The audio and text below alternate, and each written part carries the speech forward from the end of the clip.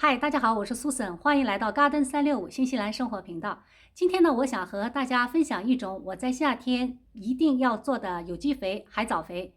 海藻肥的用途非常广，而且呢，它最适合和其他肥料混合着用，来补充必要的微量元素。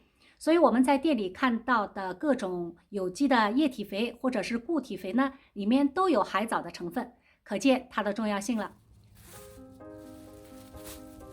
首先我们要做的就是把从海边捡来的海藻清洗一下，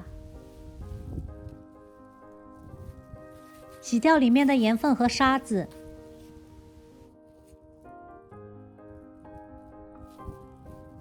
海藻不但含有多种营养成分，而且还含有钙、镁、铜、锌、铁等植物需要的微量元素。海藻肥的含钾量非常高，它能够促进根系的生长，增加须根数量，而且呢，能够使植株更加强壮，保花保果，提高坐果率，不易出现畸形果。在夏天，我一定要做一些海藻肥，然后再买一包颗粒的钾肥混合着用，来提高我种的瓜果的质量和口感。这是洗出来的沙子很多，我们需要再清洗一遍。然后我们就需要准备装海藻的容器，这个容器呢，大点小点都可以，没有特别的规定。我个人呢比较倾向于用小桶，因为它的口径比较大，以后往外倒肥的时候呢就比较容易。但我也知道很多人呢喜欢用瓶子来做液态肥，所以这次我两个都准备了。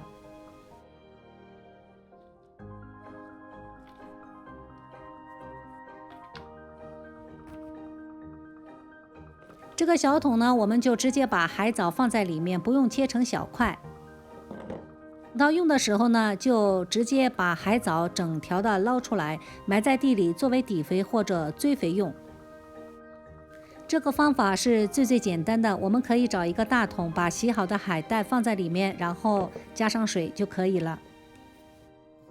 用小桶的好处就是倒取方便，那它的缺点就是由于它和空气接触的面积比较大，再加上我们的盖子如果不够密封的话呢，就很容易引来小飞虫，那样的话呢就很容易变质。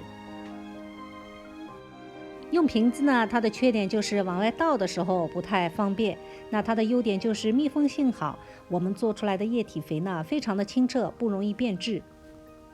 大家可以根据自己做肥料的习惯选择适合自己的容器。海藻肥可以单独使用，也可以和其他肥料配合着使用，还可以作为叶面的喷施，所以呢，用途是非常广的。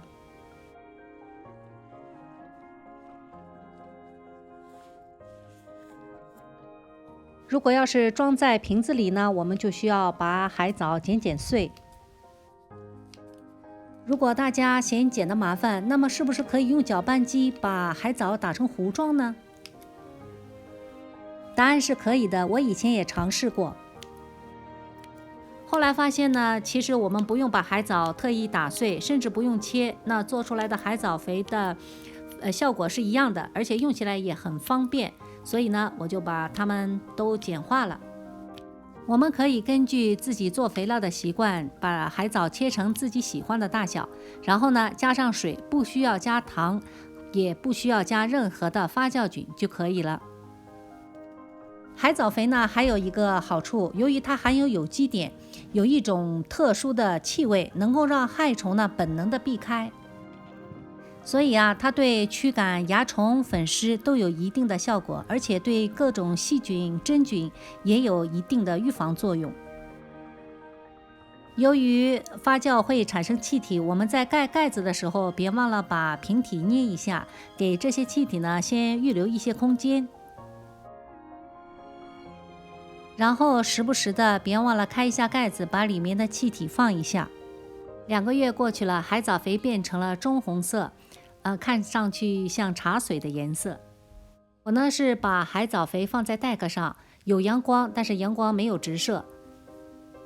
一般在夏天，经过1个月的发酵，海藻肥我们就可以开始陆续的用了。放的时间越长，液体肥的颜色就会越来越深。那么海藻肥到底能够储存多少时间呢？由于我的小菜园不大，所以我的肥料做的量都不是特别多，基本上呢，在3-4个月之内都会用完。如果有需要呢，我就会再做，这样院子里就不会堆很多的瓶瓶罐罐。如果大家有大的容器呢，也可以一次多做点。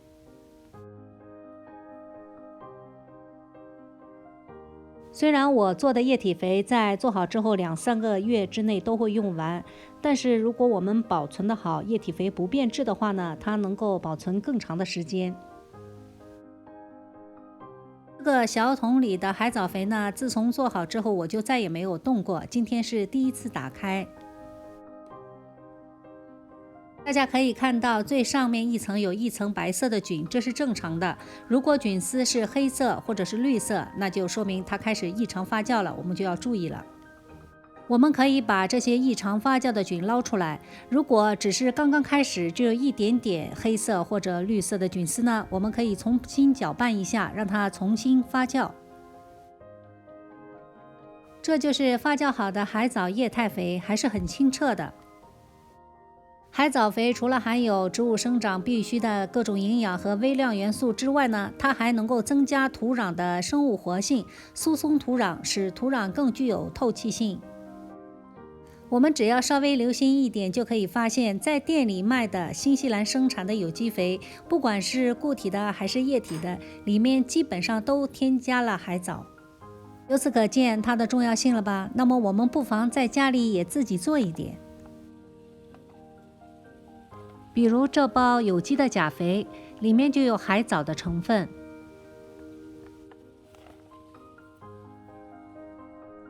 这包雪谷粉也离不开海藻，这2包是我夏天必备的肥料。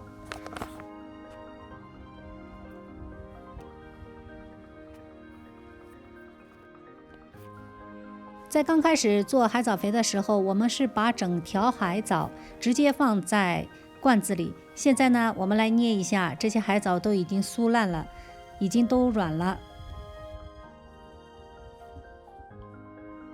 如果您用的是那种比较肥厚、比较大的海藻，就需要把它切成小块。不然的话，海藻要经过发酵酥软到这种程度，需要很长时间。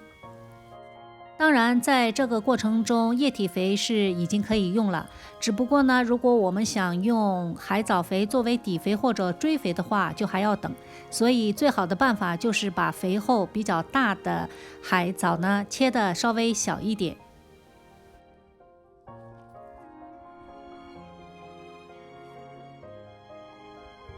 海藻肥非常好做，而且呢用途也很广。如果大家能够收集到海藻的话呢，建议大家一定要试一试。这就是我今天全部的分享，希望大家能够喜欢。同时非常欢迎您订阅我的频道，谢谢大家的收看，我们下期再见。